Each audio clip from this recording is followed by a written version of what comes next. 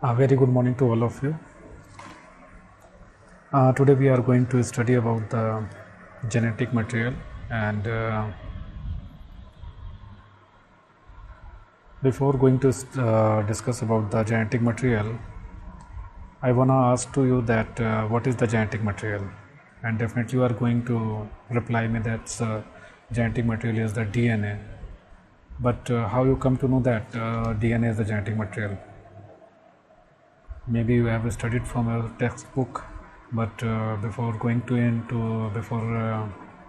into the textbook, there were many scientists who proved that the DNA is genetic material in 18th and 19th century.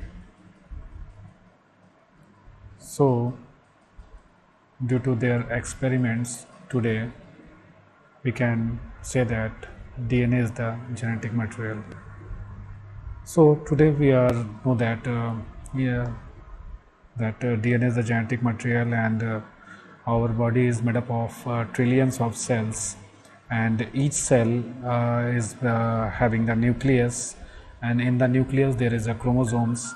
And if we talk about the human being, there is a 46 chromosomes, or you can say that there is a 23 pairs of chromosomes in each cell. Here I am talking about the somatic cell. And the chromosome is made up of the DNA and protein is the histone protein. And the last recent thing we know about the DNA is that DNA is a double helical structure. In human being, actually there is a 99.9% DNA is similar. There is a difference of 0.1%, and this 1.1% make a difference between two organisms, or you can say between two individuals. DNA is made up of nucleic acid, deoxyribonucleotide, and this DNA contain information in the form of nucleotides. Nucleotides are adenine, guanine, cytosine, thymine. They are present in the form of codes, and these codes decide the phenotypes and genotype of the organisms. Actually, the transfer of you can say that transmission of these traits from one organisms to another organisms is the transfer of genetic material. Here you can see that the progeny of organisms develop characters similar to that of organisms. The resemblance of organisms or offsprings to their parents depend upon the precise transmission of principal component, and this principal component is the genetic material. The genetic material of a cell or organisms refer to those material which is present in the nucleus, mitochondria, and cytoplasm.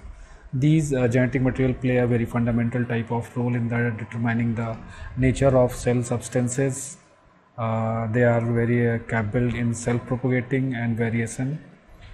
And actually in 18th or 19th century, there was a different scientist who thought that protein, RNA, DNA, all are the genetic material. Means there are different groups of the scientists, and these different groups of the scientists think that one group is think that protein is the genetic material, another group is thinking that RNA is the genetic material, and another group is thinking that DNA is the genetic material. But they did a lot of experiment, and later on these experiments suggest that DNA is the genetic material rather than protein and RNA. And this is the character of genetic material.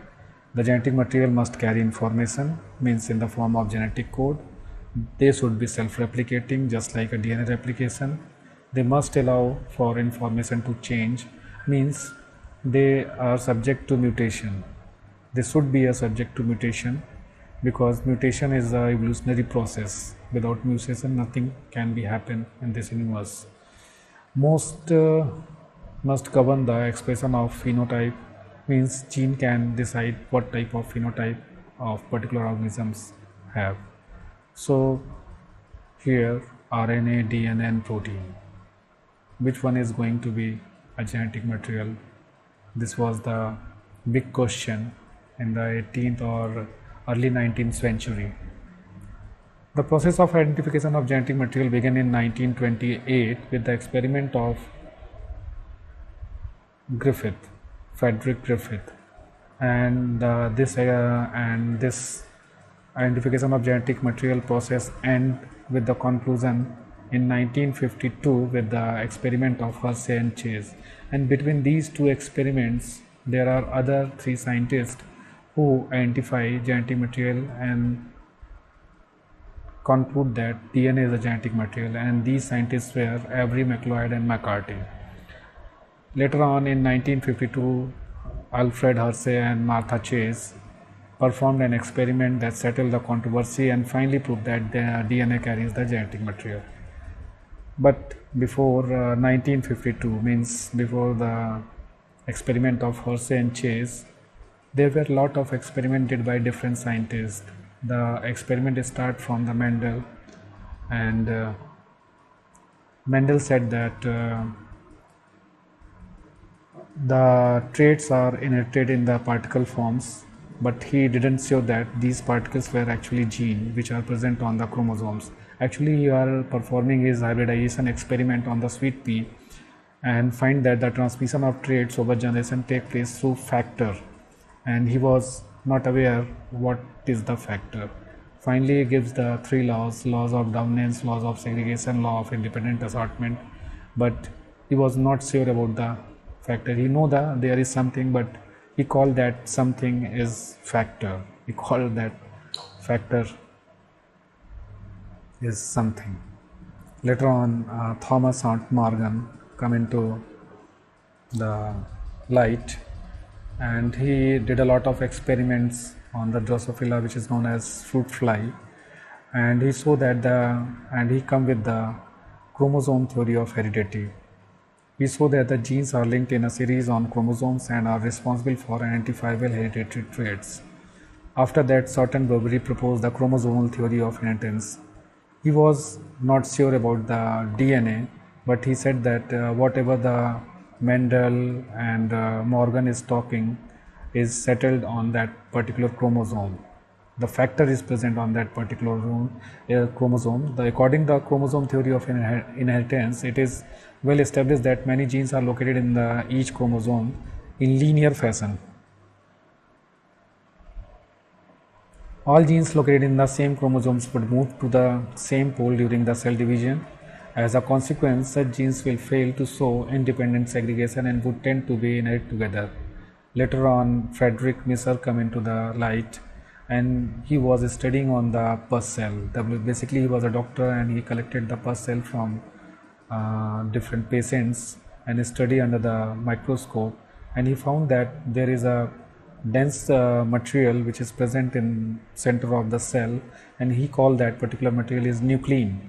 Later on, this nuclein is known as nucleic acid. He is still not sure that the particular dense material is the DNA or protein. Is genetic material protein or DNA? So this discussion, the topic of discussion till 1944 was which chromosomal component, DNA or protein, carries hereditary information or genetic material. Until 1940, protein was considered as a genetic material because it is a polymer of 20 protein and it present in the larger quantity, and DNA is a polymer of 4 deoxyribonucleotides and is present in very smaller quantity, and most of geneticists at that time focused on the protein as a genetic material.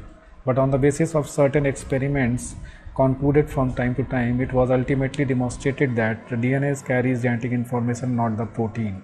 And there are some direct evidences scientists got from different experiments that DNA is a genetic material, and these direct experiments are Frederick Griffith experiments on bacterial transformation, Avery McLeod McCarty's experiment on transformation, and Hershey and Chase experiment on the bacteriophage.